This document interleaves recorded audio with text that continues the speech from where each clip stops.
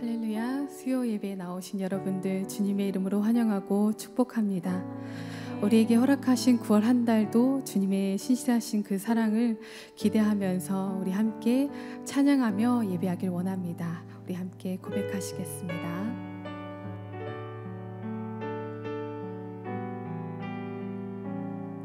오 신실하신 주, 오 신실하신 주, 내 아버지여, 늘 함께 계시니 두려움 없네. 그 사랑 변찮고 날 지키시며 어제나 오늘이 한결같네. 오 신실하신 주, 오 신실하신 주, 날마다 자비를 베푸시며 일용할 모든 것 내려주시니 오 신실하신 주, 나의 우리 1절 한 번 더 찬양합니다. 오 신실하신 주, 내 아버지여, 늘 함께 계시니 두려움 없네. 그 사랑 변찮고 날 지키시며 어제나 오늘이 한결같네. 오 신실하신 주, 오 신실하신 주, 날마다 자비를 베푸시며 일용할 모든 것 내려주시니 오 신실하신 주, 나의 구주. 봄철과 또 여름, 봄철과 또 여름, 가을과 겨울, 해와 달 별들도 다 주의 것. 만물이 주 영광 드러내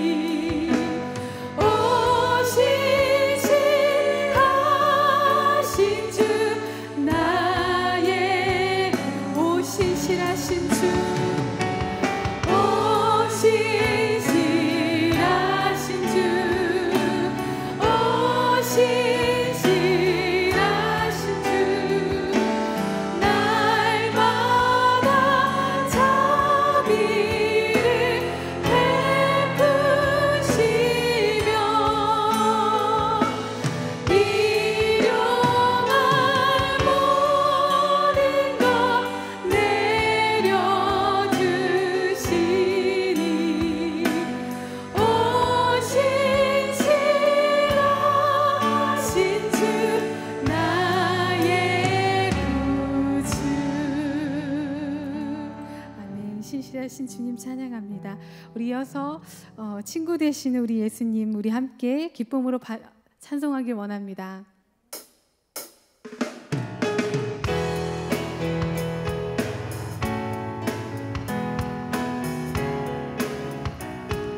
내 진정 사모하는 친구가 되시는 구주 예수님은 아름다워라. 산 밑에 백합하여 빛나는 새벽별 그날 영원할 길 아주 없도다. 내 맘이 아플 적에 그 위로 되시며 나 외로울 때 좋은 친구라.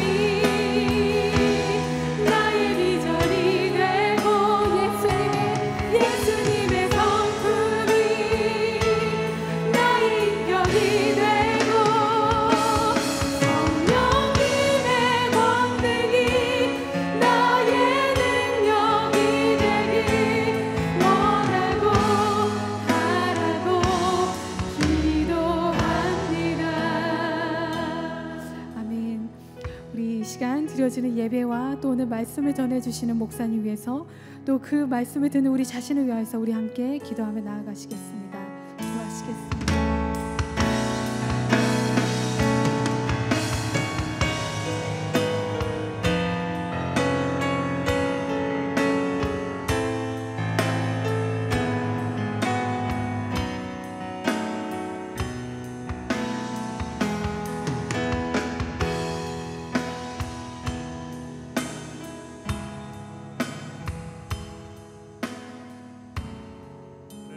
감사합니다.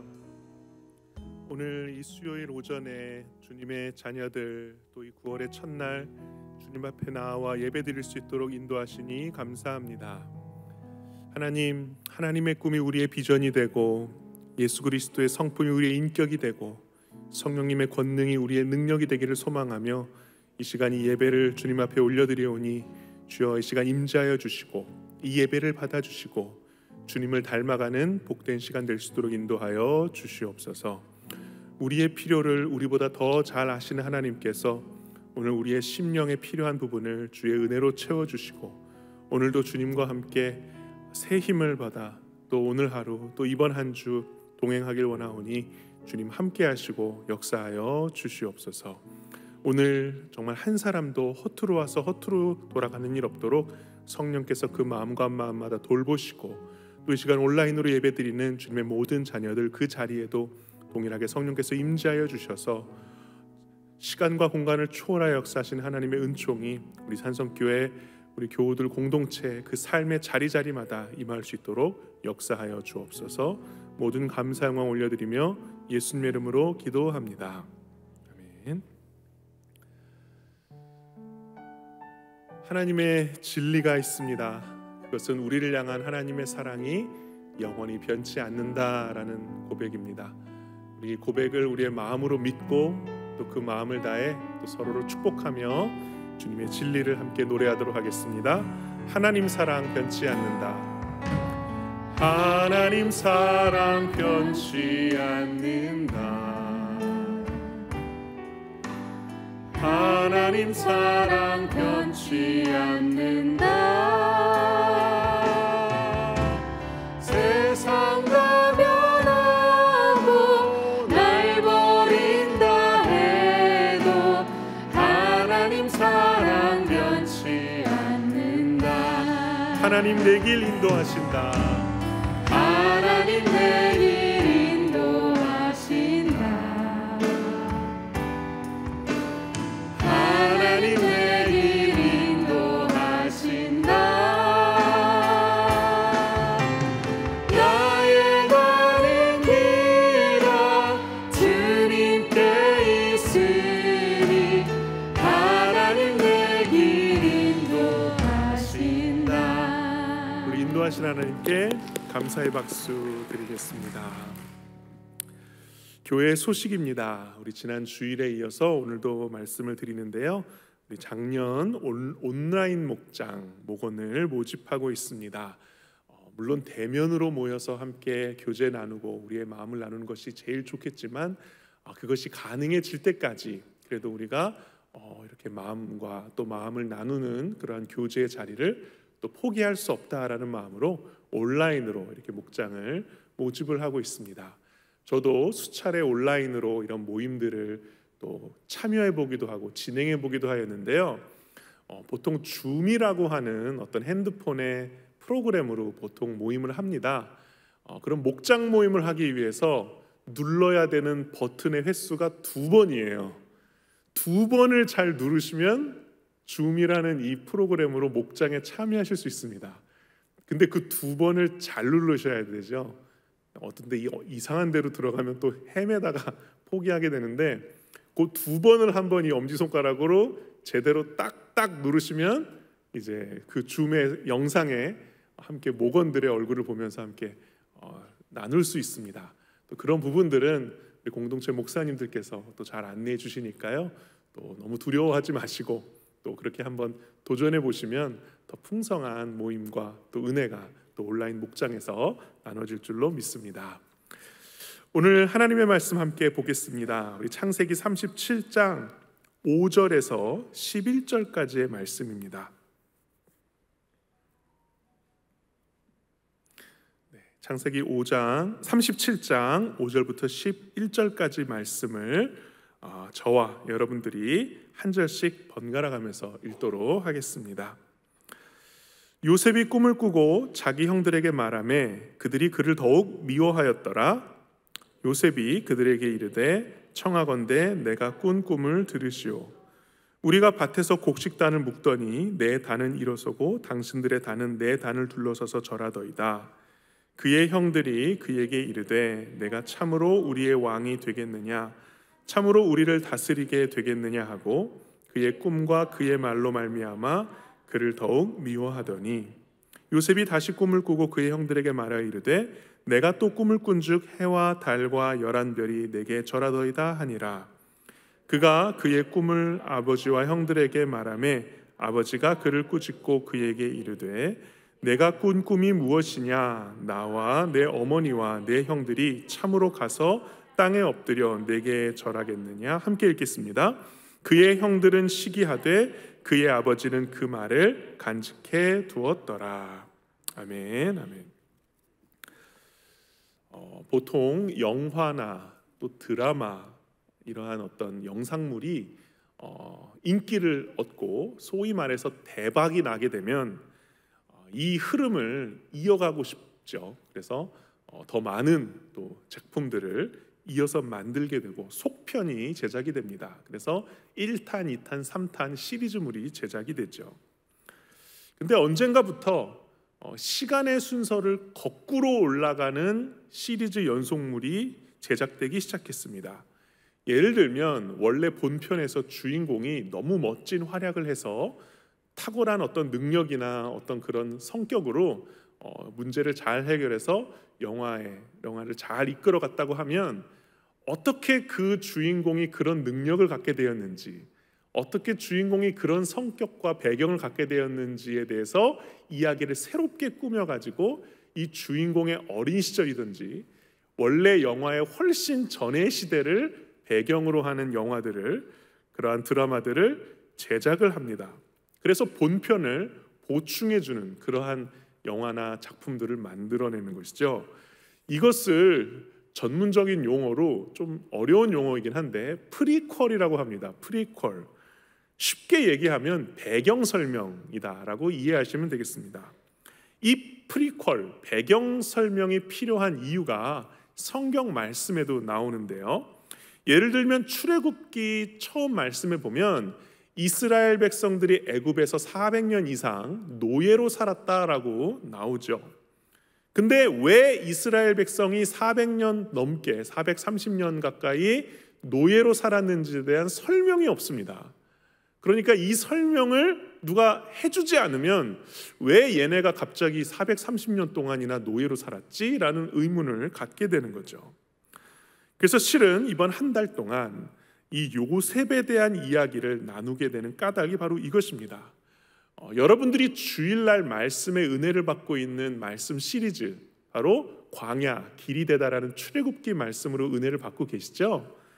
그런데 이 출애굽기의 배경이 되는 그 원래의 배경 설명을 할 수 있는 이야기가 바로 요셉의 이야기가 되기 때문입니다. 그래서 이 요셉의 이야기를 한 달 동안 나누면서 여러분들이 광야, 길이 되다라는 주일 말씀을 여러분들이 들으실 때 더 풍성한 배경 설명을 여기서 느끼시고 깨달으시고 더 풍성한 주일의 은혜를 맛보시기를 바랍니다. 그래서 9월 한 달 동안 수요 오전 예배를 들으신다면 출애굽기의 프리퀄, 배경 설명에 대한 말씀이구나, 이렇게 여러분들이 아시고 주일날 더 큰 은혜를 받으시면 좋겠습니다. 출애굽한 이스라엘 백성들에게는요, 아마 몇 가지 질문들이 있었을 거예요. 그것은 뭐냐면 왜 우리를 이스라엘 백성이라고 부르지? 라는 질문이지 않았을까 싶습니다. 또 우리는 언제부터 애굽 땅에 살게 되었으며 우리는 이스라엘인이라고 하는데 왜 애굽에서 살지? 왜 노예로 살게 되지? 라는 질문을 하게 되었을 것 같아요. 그리고 또 하나 질문이 있다면 근데 왜 우리가 가나안이라는 땅으로 가야 될까라는 질문을 했었을 것입니다. 먼저 이스라엘을 이스라엘이라고 부른 이유가 뭘까요? 바로 그들의 조상의 이름이 이스라엘이었기 때문입니다. 원래는 야곱이라는 한 사람이 있었는데 이 사람이 하나님의 사람과 자신이 장애를 얻을 정도로 씨름을 심하게 하면서 얻어낸 이름이 바로 이스라엘이라는 이름이었습니다. 하나님과 겨루어 이겼다라는 이름이었죠. 그래서 그들의 이름, 나라의 이름이, 그들의 백성들의 그 민족의 정체성이 바로 이스라엘이었고 그것이 그 나라의 족속의 이름이 된 것입니다. 또 하나의 질문이 있었을 것입니다. 알겠습니다. 우리가 이스라엘 백성이라는 건 알겠는데 왜 우리가 12지파로 나뉘어져 있죠? 왜 저 사람네는 르우벤 지파라고 하고 왜 저 사람네는 유다 지파라고 하고 왜 저 사람은 레위 지파라고, 이 지파는 도대체 어떻게 부족들이 나눠진 것입니까? 라고 궁금해할 수 있을 것 같아요. 제가 얼마 전에 최근에 깨달은 아주 깜짝 놀랄 사실이 있습니다. 우리나라는 도로 이렇게 이루어져 있잖아요. 여기는 충청도고요, 또 강원도 있고요, 전라도 있고 경상도 있잖아요. 이 이름의 기원을 제가 깨달은 지 얼마 안 됐습니다. 예를 들어 강원도가 왜 강원도인 줄 아시나요? 네, 맞아요. 네, 잘 아시네요. 강릉하고 원주에 각각의 앞글자를 따서 강원도래요. 네, 다 아시었군요. 저만 몰랐군요. 네. 전라도는 전주와 나주의 앞글자를 따서 전라도라고 해요. 경상도는 지금이야 부산이 제일 크지만 옛날에 우리나라 고려시대, 조선시대 때 제일 컸던 고을이 경주랑 상주여서 경상도라고 합니다. 충청도는요, 그러면 딱 떠오르시죠? 충주와 청주예요. 그러니까 그때는 대전이 그렇게 큰 도시가 아니었나 봐요. 그런 면에서 대전이 신도시입니다. 신도시. 우리 세종만 신도시가 아니라 대전도 옛날엔 충주와 청주가 유명했나 봐요. 이처럼 어떤 지명에 대한, 본인이 거주하고 있는 곳, 또 자신이 속해 있는 곳에 대한 궁금증들이 이스라엘 백성들에게 있었을 거거든요. 이들이 자기의 지파의 이름이 왜 르우벤이고 가시고 시므온이고 레위인지 이것을 이제 알고 싶어 했을 때 알고 보니까 그 이스라엘의 조상 야곱이 낳은 아들이 12명, 12 이름을 가진 아들들이었습니다. 그리고 그들이 각 지파의 부족의 조상이 된 것이죠. 문제는 야곱에게, 이스라엘의 조상인 야곱에게 아내가 4명이 있었습니다. 옛날에는 그것이 자연스러운 문화였던 것 같아요. 근데 야곱이 사람이잖아요. 그래서 아내 4명을 똑같이 사랑할 수가 없었습니다. 더 사랑한 아내가 있었고 덜 사랑한 아내가 있었어요. 이것이 인간의 연약함이고 아픔이죠. 야곱이 가장 사랑했던 아내는 2번째 낳았던 아내 라헬이라는 아내였습니다. 근데 이 라헬이라는 아내가 아기를 낳기를 너무 힘들어했어요. 그래서 늘 마음이 아팠던 것이 야곱의 마음이었는데 어렵게 낳은 아들이 바로 요셉이었습니다. 그래서 이 야곱은 12명의 아들들 가운데 요셉을 가장 특별히 아끼고 사랑했어요. 요셉은 아버지의 한없는 사랑을 받습니다. 그런데 문제가 생겼어요. 뭐냐면 다른 형제들의 질투였습니다. 형들의 마음과 소원은 단 한 번이라도 아버지의 관심과 애정을 바라보는 게 소원이었다고 얘기해요. 사실 형제들 가운데 아마 그런 분들 많이 계실 것 같아요. 나는 형에 비해서, 나는 언니에 비해서, 나는 막내에 비해서, 난 누구에 비해서 사랑을 좀 덜 받았다. 나는 차별받았다. 저도 약간 그런 사람 중에 한 명이거든요. 근데 또 만약에 저에게 누님이 한 분 계신데 누님의 입장에서는 어땠을까라고 생각해 보면 또 마찬가지로 내가 동생에 비해서 사랑을 덜 받았다라고 얘기할 수 있었을 것 같아요. 왜냐하면 좋았던 기억보다 이렇게 서운했던 기억이 좀 더 오래 남으니까.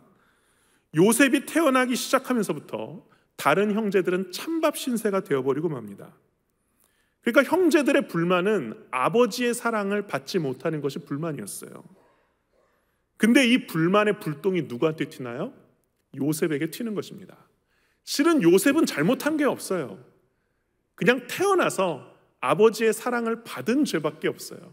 사랑받은 죄밖에 없는데 형들의 미움과 이 마음에 있는 불길의 증오의 화살이 어린 이 요셉에게만 향하고 있는 것입니다. 형들은 요셉이 너무 미웠어요. 실은 자신들이 사랑받지 못하고 인정받지 못하고 죽어라 아버지를 위해 일해도 아버지가 칭찬 한마디 안 해주고, 게다가 아들들이 12명이잖아요. 이름이라도 제대로 불렀을까 싶어요. 장남, 첫째, 둘째 정도까지는 알지만 야 아무개야, 야야 이런 식으로 부르지 않았을까. 저도 한 명 이름 부르려면, 제가 아이가 셋인데 셋 이름이 그냥 다 나와요. 벌써부터 큰일이죠. 12명의 아들을 따로따로 부를 수나 있었을까 싶어요. 그런데 요셉은 형들의 미움은 참 많이 받았지만 마음에 삐뚤어짐이 없었습니다.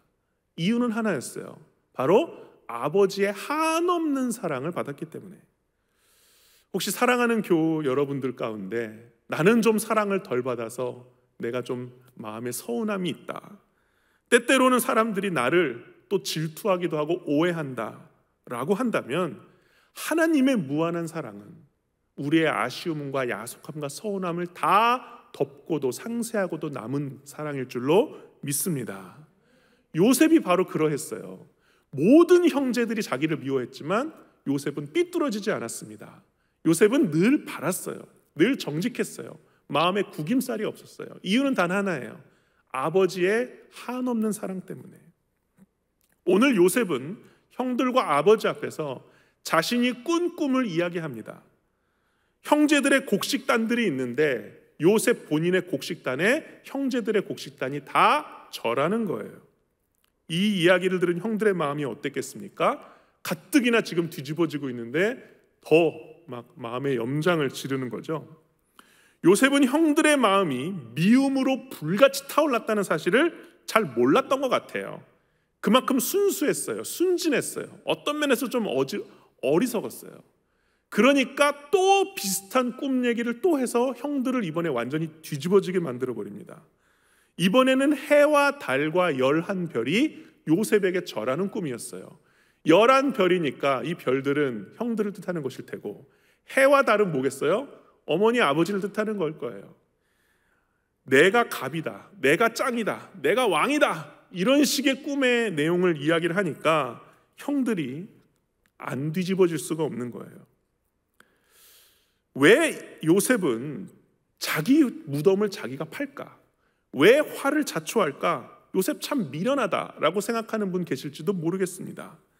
근데 오늘 여러분께 실은 드리고 싶은 말씀이 바로 이것입니다. 요셉이 다른 사람과 달랐던 점이 무엇이었을까?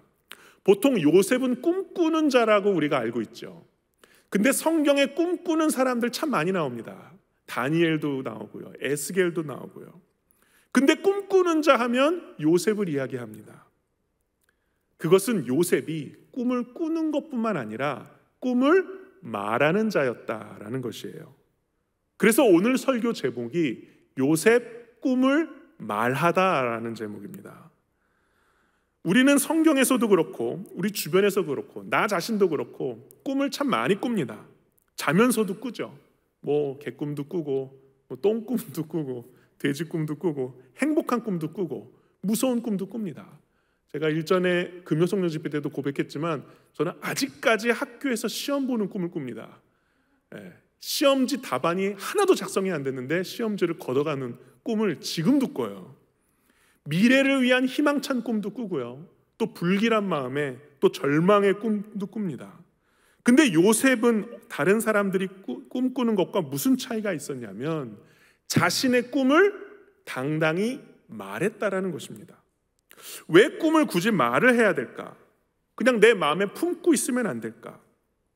그 꿈이 자신에게 별 의미가 없다면 모르되 이 꿈에 내가 많은 의미를 부여하고 이 꿈에 이루어지기를 소망한다면 이 꿈은 우리의 입술로 말할 필요가 있습니다.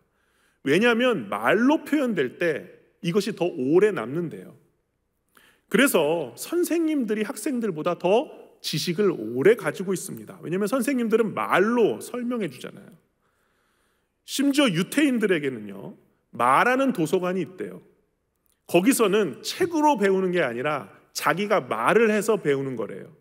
자기가 내뱉은 게 자기의 진짜 지식이기 때문에 말을 함으로써 지식을 쌓는 도서관이 있다고 합니다. 말로 할 때, 말로 표현할 때 우리에게 더 오래 기억에 남는 거죠. 실은 목장에 들어가야 되는 중요한 이유 가운데 하나가 바로 이것입니다. 성경 말씀, 설교 말씀을 듣고 이것을 내가 내 입으로 표현할 때 이 말씀이 더 오래 간직되거든요. 그 말씀을 나누는 자리가 사실 목장이잖아요. 실제로 요셉은 나중에 총리가 되어서 30살이 넘어서 총리가 되었는데 형제들을 애굽에서 만날 때는 37살 이후의 시점이었습니다. 근데 오늘 꿈을 이야기한 나이가 17살이거든요. 그러니까 자기의 꿈을 무려 20년 동안이나 기억하고 있었다라는 거예요. 42장 8절과 9절 말씀을 한번 같이 읽어볼까요? 42장 8절과 9절 말씀입니다. 요셉은 그의 형들을 알아보았으나 그들은 요셉을 알아보지 못하더라. 요셉이 그들에게 대하여 꾼 꿈을 생각하고 그들에게 이르되 너희는 정탐꾼들이라 이 나라의 틈을 엿보려고 왔느니라. 이때가 요셉이 한 37살 정도가 되는 시점이었어요. 즉 자신의 꿈을 자신이 2번이나 이야기하고 그걸로 면박을 당하고 사람들의 비난과 조롱을 받았지만 그 꿈을 함으로써 20년이나 이 꿈을 기억하고 간직하고 있었다라는 거예요. 그러니까 이 꿈은 결코 개꿈이나 헛된 꿈이 아니었다는 거죠. 저는 이 말씀을 들으시는 여러분들 가운데도 여전히 꿈꾸는 인생이 되시길 바라고 그 꿈이 여러분들의 입술로 표현되기를 간절히 소망합니다. 말로 표현될 때 그 꿈은 더 선명해지기 때문이죠.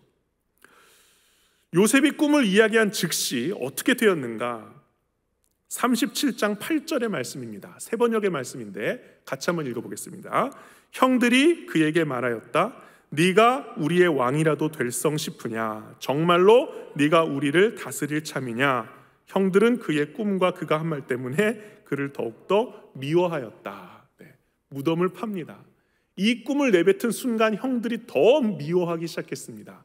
심지어 이번에는 아버지도 야, 너 무슨 그런 꿈을 꾸냐? 너 그거 잘못한 거야 라고 아버지도 요셉을 나무랍니다. 근데 우리가 잊지 말아야 할 꿈의 속성이 있습니다. 그건 뭐냐면요, 반대에 부딪히는 것이 꿈이 가진 운명이라는 거예요.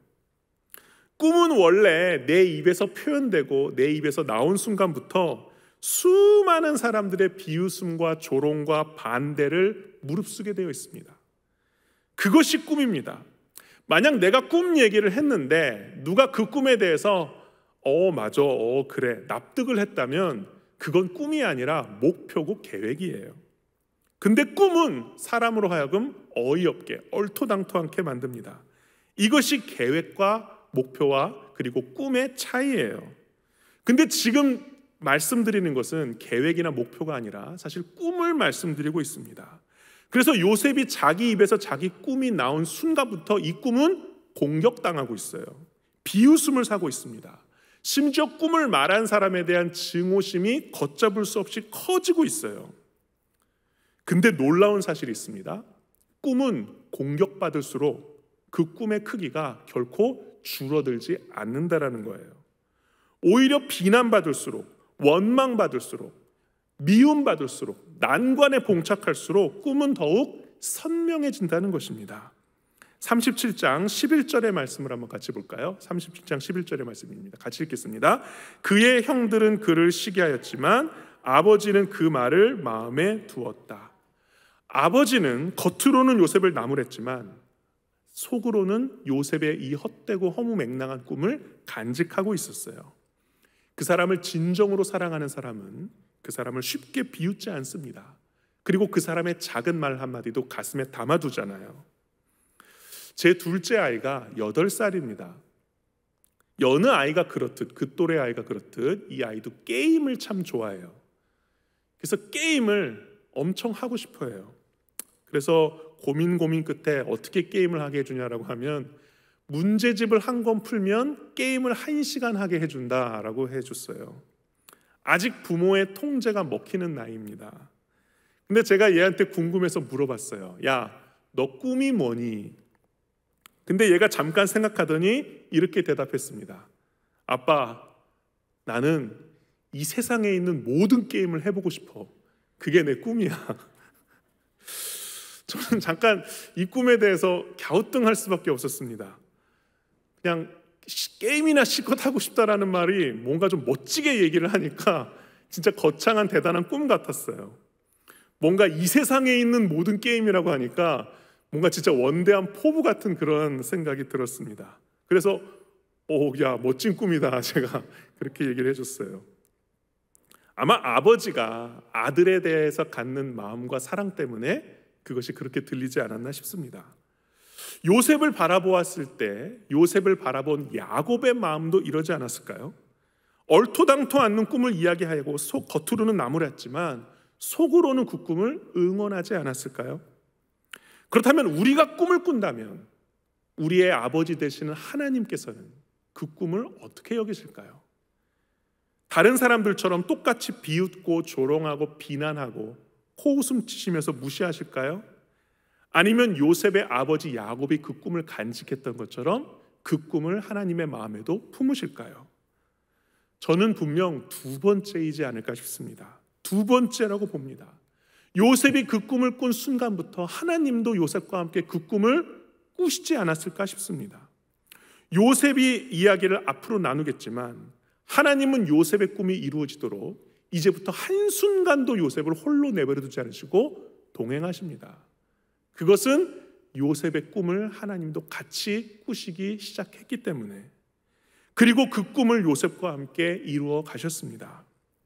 사랑하는 산성교회 교우 여러분, 여러분들에게는 어떤 꿈, 어떤 소망이 있으십니까? 또 얼마나 다른 사람이 비웃을 만한 꿈이 있으십니까? 그 꿈을 하나님과 함께 꾸어보지 않으시겠습니까? 하나님과 함께 꿈을 꾸기 위해서는 정말 내 마음에 어떤 간절한 염원과 소망이 있는지를 잘 점검해 보아야 할 것입니다. 내 마음에 무엇이 있는지 알기 위해서는요, 표현돼 봐야 알아요. 그 꿈을 말로 표현해 보아야 합니다. 말로 하기가 어렵다면 글로도 써봐야 할 것입니다. 내 꿈이 무엇인지, 왜 그 꿈을 이루길 원하는지, 그 꿈을 꾸고 이루는 것이 나에게 어떤 의미인지, 그리고 이 꿈이 하나님 보실 때는 어떨지 그냥 써보는 것이죠. 그러면서 이런 생각이 들었습니다. 꿈을 말한다라는 것은, 꿈을 표현한다는 것은 일종의 생명이 태어나는 것과 같지 않을까. 실은 아이가 태어나고 자라는 것은 아기가 엄마 뱃속에서 세상 밖으로 나오려고 하는 힘을 막을 수 없기 때문이고, 부모의 사랑과 보살핌이 아이를 양육하기도 하지만 실은 아기가 가진 생명력 자체가 그 아기를 먹게도 하고 움직이기도 하고 자라게도 하고 성장하게도 한다는 거죠. 즉 무슨 말이냐면, 한 번 생명이 이 세상에 나오면 그 생명 자체가 갖는 힘으로 그 생명이 자라나는 것처럼, 우리가 꿈이 이 세상에 나오면 그 꿈이 가진 힘으로 그 꿈이 발전되고 이루어진다는 것입니다. 그러나 꿈은 이 세상에 나온 순간부터 수많은 공격을 받게 됩니다. 그래서 꿈을 꾸는 것과 꿈을 이루는 것은 달라요. 꿈은 아름답지만 꿈을 이루는 과정은 참 어렵습니다. 고통과 인고의 세월 없이 금메달, 은메달, 동메달을 따는 선수가 없는 것처럼 말입니다. 그래서 많은 사람들이 꿈을 이루어가는 과정의 고통 때문에 꿈을 포기합니다. 실은 요셉에게 펼쳐질 삶은요, 꿈을 이루어가는 과정 가운데 있는 고생길입니다. 이 꿈을 자기 말로 내뱉은 순간부터 앞으로 고생문이 훤해지는 것이죠. 근데 이때 우리에게 필요한 것이 두 가지입니다. 하나는 꾸었던 꿈 자체입니다. 꿈은 그 자체로 생명력과 힘이 있어서 꿈을 잊지 않는 한 꿈은 기억되고 존재하고 그리고 분명하게 존재하게 됩니다. 제가 좋아하는 말 가운데 이런 말이 있습니다. 비관론자들이 대체로 옳지만 세상을 바꾸는 것은 낙관론자들이다. 꿈을 꾸는 사람은 언젠가 세상을 바꾸고 또 자기 자신을 바꿀 줄로 믿습니다. 또 한 가지는 이 꿈을 하나님께 드리는 것입니다. 그러면 하나님이 그 꿈을 꾸어주시고 그 꿈을 함께 이루어 주십니다. 하나님은 요셉이 꿈을 이루어가는 그 모든 과정 가운데 함께 계셨습니다. 꿈을 이루어가는 모든 과정이 요셉에게는 매우 힘들고 고통스러운 순간이었는데 하나님이 계시지 않았던 순간이 없었다라는 것이죠. 요셉의 꿈을 하나님이 대신 꿈꾸어 주시고, 요셉이 너무 힘들어서 자신의 꿈조차 잃어버린 순간 그 꿈을 붙들어 주신 분이 바로 하나님이셨습니다. 오늘 말씀을 정리하려고 합니다. 원래 오늘 설교 제목이 따로 있었습니다. 근데 그 설교 제목을 잠깐 떠올렸다가 이건 조금 아닌 것 같다 해서 옆으로 한 칸 제껴두었습니다. 그 제목이 무엇인지 궁금하신가요? 안 궁금하셔도 알려드리겠습니다. 원래 제목은 내 나이가 어때서입니다. 왜 갑자기 꿈 타령이냐라고 물으신다면 내 나이가 어때서라는 유행가 가사를 한번 묵상해 보시길 바랍니다. 네, 이 멜로디는 아니었던 것 같은데 가사를 보니까 사랑하기에 딱 좋은 나이다라고 가사가 있더라고요. 예수님과 사랑 나누기에 딱 좋은 나이, 그것이 바로 여러분들의 나이인 줄로 믿습니다. 또 오늘 말씀처럼 꿈꾸기에 딱 좋으신 나이, 동일한 바로 그 나이인 줄로 믿습니다. 요셉은 꿈을 꾸는 것으로 그치지 않고 꿈을 말하였습니다. 물론 그 꿈이 이루어지기까지는 많은 시간이 걸리고 인내의 시간이 필요했지만 그 꿈이 그 인내의 시간 동안에서 요셉이 바른 길을 걸어갈 수 있도록 초점을 맞춰주었습니다. 더 귀한 것은 그 꿈을 하나님이 함께 꾸어주시고 그 꿈을 이뤄가는 데 동행하셨다라는 데 있습니다. 혹 여러분 가운데 어떤 꿈을 꾸어야 하나요? 라고 질문하실 분이 계실지 모르겠습니다. 저는 이것이 우리들의 공통적인 꿈이 되어야 되지 않나라는 생각을 하는데요. 그게 뭐냐면 좋은 그리스도인이 되는 꿈입니다.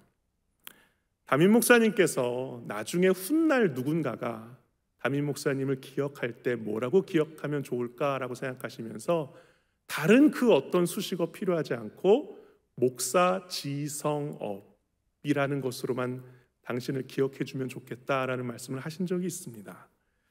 그 말씀을 들으면서 우리를 지칭하는 그 어떤 수식어보다 그리스도인 아무개, 크리스천 누구, 그러한 아무 수식어는 없지만 그 명칭 하나가 우리들이 가지고 싶을 가장 아름다운 또 다른 별명이지 않을까 싶습니다.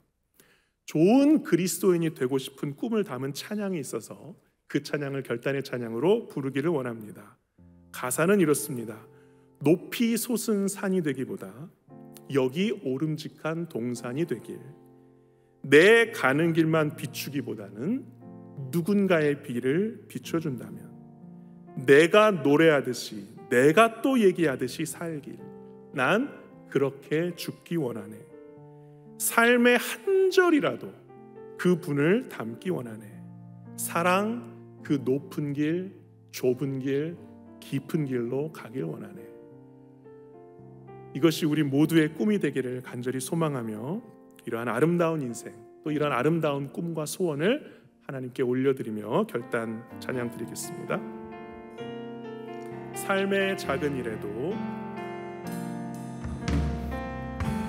삶의 작은 일에도 그 마음을 알기 원하네. 그 길, 그 좁은 길로 가기 원해. 나의 작음을 알고 그분의 크심을 알며 소망 그 깊은 길로 가기 원하네. 저 높이 솟은 산이 되기보다 여기 오름직한 동산이 되길, 내 가는 길만 비추기보다는 누군가의 길을 비춰준다면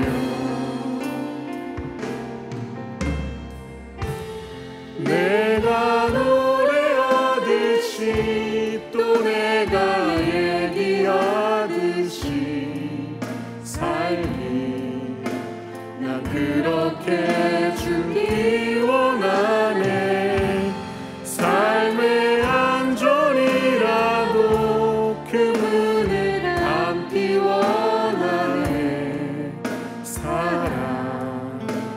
그 높은 길로 가기 원하네. 저 높이 솟은 산이 되기보다 저 높이 솟은 산이 되기보다 여기 오름직한 동산이 되기 내 가는 길만 비추기보다는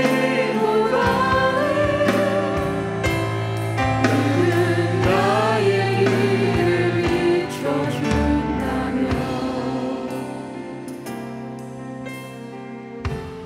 내가 노래하듯이 또 내가 얘기하듯이 삶이 난 그렇게 주기 원하네. 삶의 한 절이라도 그분을 닮기 원하네. 살아 그 높은 길로 가기 원하네. 그 좁은 길로 가길 원하네. 그 좁은 길로 가기 원하네. 그 깊은 길로 가길 원하네. 그 깊은 길로 가기 원하네. 그렇습니다. 하나님, 다른 사람들이 나의 꿈과 소원에 대해서 어떤 반응을 보일지라도 결코 그것을 비웃지 않으실 분은 하나님이신 줄로 믿습니다. 요셉은 꿈을 꾸었고 그 꿈을 말하였고 그 꿈을 이루었습니다. 그리고 그 모든 순간 하나님이 함께 계셨습니다. 하나님, 오늘 주님 앞에 예배드리러 나온 모든 주님의 백성들, 우리가 요셉처럼 꿈을 꾸고 꿈을 말하고 꿈을 이루게 하여 주옵소서. 요엘 선지자의 고백처럼 노인에게 환상과 비전과 예언이 이루어지리라는 그것이 결코 먼 나라 과거의 이야기가 아니라 오늘 우리 귀한 주님의 자녀들 그들의 삶 가운데 이루어지는 실제 이야기가 될 수 있도록 도와 주옵소서. 공통적으로 우리가 함께 이러한 꿈을 꿉니다. 저 높이 솟은 산이 되길보다 오름직한 동산이 되어서 누군가가 바라봐보는 인생이 아니라 누군가와 함께 어울리고 그들을 품는 인생이 될 수 있도록 도와주시옵소서. 그래서 늘 다른 사람들이 다 가려고 하는 길이 아니라 가지 않으려고 하는 그 길 가운데 누군가의 진리의 길을 인도하고 안내하는 그러한 우리의 소원과 소망을 품사오니 사랑이라는 그 깊은 길, 그리고 그 좁은 길, 그 높은 길로 우리가 함께 이 소원과 소망을 꿈꾸는 주님의 자녀를 되시도록 인도하여 주옵소서. 주님 앞에 또 우리의 정성과 마음을 올려드린 손길과 마음이 있습니다. 주여 기쁘게 받아주시고 우리가 함께 살아가는 모든 순간순간마다 주님께서 우리보다 우리의 필요를 더 잘 아시오니 채우시고 역사하시고 또 주의 영광을 위해 아름답게 사용하여 주옵소서. 감사드리며 예수님의 이름으로 기도하옵나이다. 아멘. 다 함께 일어나셔서 우리 주기도문송 우리 찬양 드리며 수요 오전 예배를 마치도록 하겠습니다.